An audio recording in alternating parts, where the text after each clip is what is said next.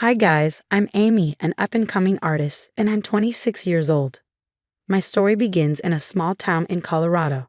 I want to start off by talking about my wonderful Aunt Maureen. I had the incredible privilege of having her live right next door in a massive Victorian-style mansion. When my parents were at work, I would spend hours with her. She was a free-spirited artist, and those moments with her were magical. Aunt Maureen taught me so many things, from painting to embracing my creative side. Her home was like a treasure trove of art and culture, filled with paintings, sculptures, and books. As we both got older, Aunt Maureen and I became even closer. So when I was getting ready to tie the knot, I knew exactly who I wanted as my maid of honor. She taught me everything I know today, but the greatest gift she gave me was discovering my passion for art. Now Clay, my husband, is the kind of man who makes you believe in soulmates. He wasn't in the same college as me, but he used to drive 6 hours every weekend just to see me. It didn't take long for me to realize he was the one. He is everything I ever wanted in a partner: caring, supportive, and endlessly patient. Our love story may sound like a fairy tale, but like any relationship, it comes with its share of complexities. This is where my mother-in-law, Jane, enters the picture. Jane is a force to be reckoned with in her professional life as a successful lawyer. On the flip side, she can be quite a character at family gatherings, and not always in a good way. Let's just say she has a personal vendetta against me. Once, she miraculously lost my dog at a park, sending me into full panic mode. Other times, she added real dairy milk to my milkshake, even though she knew I was lactose intolerant. But the most shocking betrayal was when she managed to put all my property under my husband's name. Yes, you read that right. It sounds crazy, but it happened. It all started with a very upsetting phone call from my mom. "Hey Mom, it's been a while since we caught up. How's everything?" "Oh Amy, it's so good to hear your voice. There's something I need to talk to you about, and it's not the easiest news." "Mom, you're starting to worry me. What's going on?" "It's about Aunt Maureen, sweetheart. She passed away recently." "Aunt Maureen?" "Mom, please, this can't be true." I started crying. "Yes, honey, as much as it pains me to say it, it's the truth."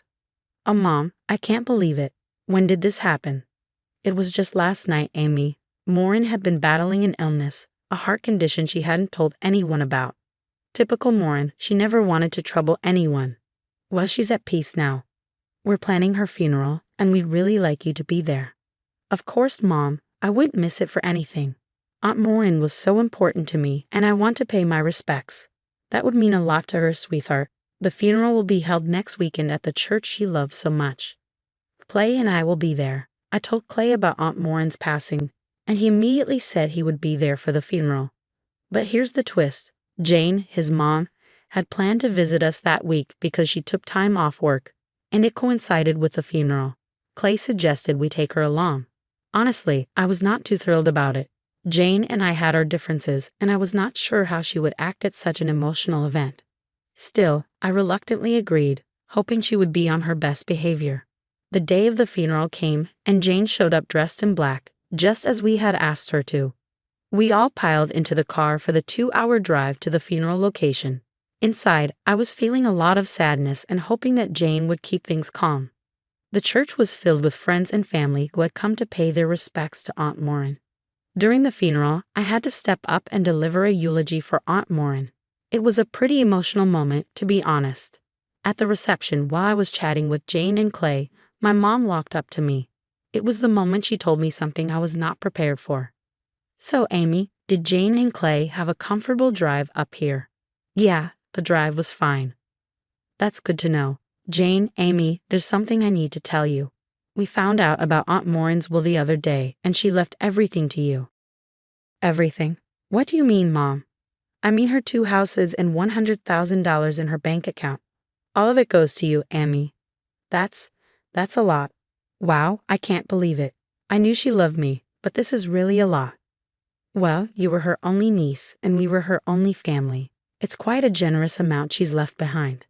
How about we take a drive to the other side of town so you can get a better look at the property? It's on the outskirts, and she never used it. That way, you can decide what you want to do with it after seeing it up close. You're already familiar with the house she lived in." "Yeah, that's a great idea. And the other place is the house I grew up in. It's not something I'll easily forget." Amy turns to Clay and Jane. Clay, Jane, would you be willing to come along with me? Of course, dear. We have no objections at all. No problem, babe. Later that evening, we all got into the car to go and see the property. This place is huge, Amy. It has so much potential. Indeed, but it does seem like it hasn't been maintained for a while, Jane pointed out. That's true. It will need some work to get it back in shape, I replied. You know what, guys? I've made my decision. I'm going to renovate this place and put it on the market. Meanwhile, I'll keep the other place. Aunt Maureen and I shared so many memories there, and I want to keep that connection alive. That sounds like a great plan, Clay agreed. We got back home really late that night, and Jane decided to stay over. The following day, over a cup of coffee, just before Jane was going to leave, she came up to me with an offer. Amy, I've been thinking, since I'm a lawyer and I deal with legal paperwork all the time, I can help you with the legalities of your Aunt Maureen's properties. Oh, really, Jane? Well, it is the least I can do. I know this inheritance is relatively straightforward, but dealing with multiple properties can get a bit complex. I'm familiar with all the ins and outs of this stuff. It would definitely make things easier. I would be happy to assist. I can ensure everything is in order, from transferring titles to handling any legal documentation that may be required. So if I have your permission, forward all the documents to me and I will take care of everything. You might already be going through a hard time losing your aunt. Let me help you. Thank you, Jane. That takes a weight off my shoulders.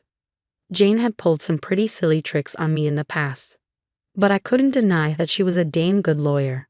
After some thought, I decided to take her up on her offer to handle the paperwork. You know, Jane could be a bit, well, let's say difficult to deal with at times. Like any mother-in-law, she had her moments, but I honestly didn't think she could cause me any financial trouble. I mean, we're talking about legal stuff here, not meddling in my personal life, right? It was one of those situations where you weigh the benefits against the potential headaches. And let's face it, dealing with multiple properties and legalities can be a real headache. So I figured, why not let Jane put her legal expertise to good use? It might actually save me from a few migraines down the road. In just a couple of weeks, while I was busy with my art projects at home, Jane completely took over.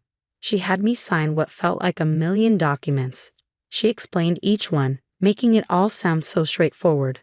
I trusted her. After all, she was a lawyer, and I thought she had my best interests at heart. Then came the day when I checked my bank account, and there it was, a total of $100,000. Aunt Maureen's generous gift. It was a life-changing amount, and I couldn't help but feel a rush of gratitude. I had plans for that money, renovations on Aunt Maureen's old house, preserving her memory, and maybe even some financial security for the future. With this sweet inheritance, I planned to open up my very own art gallery. It was going to be a tribute to her talent and a place where artists could shine. You know, they say you should always read the fine print before signing anything. Well, I wish I had taken that advice to heart. You see, when Jane had me sign all those documents, I just assumed they were routine legal stuff, and I trusted her implicitly. I never bothered to read them carefully, and that, my friends, turned out to be a big mistake. I was under the impression that I had become the rightful owner of Aunt Maureen's properties, and I kept the paperwork tucked away, completely oblivious to the details within. It was a classic case of naivety mixed with misplaced trust, and I couldn't help but blame myself for not being more vigilant. Fast forward a month, and I found myself in a situation where I needed those very documents. I had decided to sell Aunt Maureen's abandoned property to a builder named Jonathan. He was interested, and it seemed like a good opportunity to move forward with my plans. So one sunny afternoon, I pulled out the paperwork from where I had stashed it and took it along to meet Jonathan. I thought it was just a formality, a quick exchange of papers, and the deal would be sealed. Amy, something does not seem right here, Jonathan said. What do you mean, Jonathan? These documents, they do not exactly convey the ownership of the property to you. My heart sank as I glanced at the papers. I had never paid much attention to the legal jargon before, but now it seemed like everything was written in a foreign language. What? But Jane, my lawyer, assured me that I was the owner.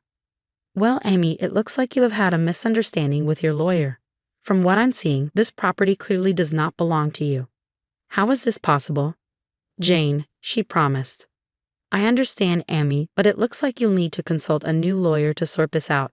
I can't proceed with the purchase without clear ownership. Wait, did you say the property belongs to someone else? Yes, it's listed here as the property of a clay carpenter.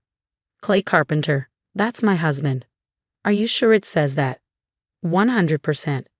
My mind was racing as I hastily gathered my things and left the cafe, with Jonathan's words echoing in my head.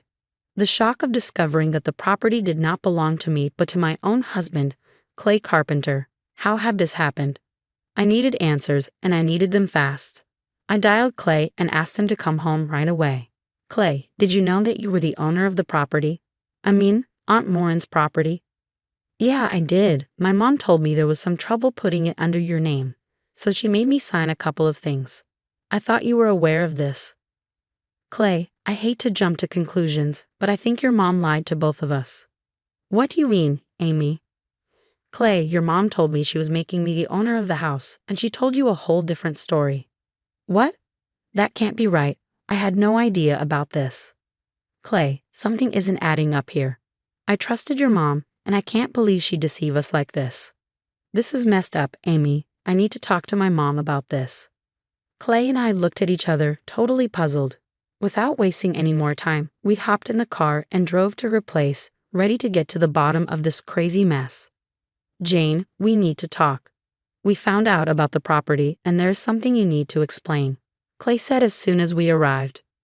What are you talking about, dear? Cut the act, Mom. We know you lied to both of us. You told me you were making me the owner of the house, and you told Clay that you were making him the owner and that I was okay with it. What is the truth here, Jane? Ah, you caught me there. Well, Amy, I did what I thought was best for my son. He deserves all of it. You see, Amy, I've never quite trusted you. You've always been a stay-at-home wife, never really contributing financially to this family. Painting those silly little art pieces doesn't really help you to run the house, does it? In my eyes, my son deserves all that property more than you do. I cannot put his future in your hands. I just can't trust you to handle it properly. Frankly, you've always been more of a burden than anything else, living off my son's hard work. Mom, that is enough. Amy's my wife, and I will not let you insult her like this. She has supported me in every way she could, and that is more than anything, Clay retorted. I'm a lawyer, Clay. At 55, I'm still taking on challenging projects and hustling in life. Look at Amy, she's nothing but a useless housewife, painting her life away like a 20-year-old. Mom, being a homemaker is as much of a struggle as being a lawyer. I have had enough of your lies, Jane. Just wait and watch. I'm going to sue you. Sue me? With the knowledge and brain you have, I do not think you stand a chance. Little did Jane know that my dad was a judge. Talk about a twist she did not see coming, right? I had grown up in a family where justice and fairness were like our family mottos, so of course, I was ready to fight for what was rightfully mine. Now let's get one thing straight. Being a housewife is no excuse for anyone to steal your inheritance and pull all this shady stuff. Housewives, just like any other role, play a massive part in making a home, and their contributions are absolutely priceless. So it was beyond unjust for Jane to underestimate me based on my chosen role. There I was, hatching a plan with Clay.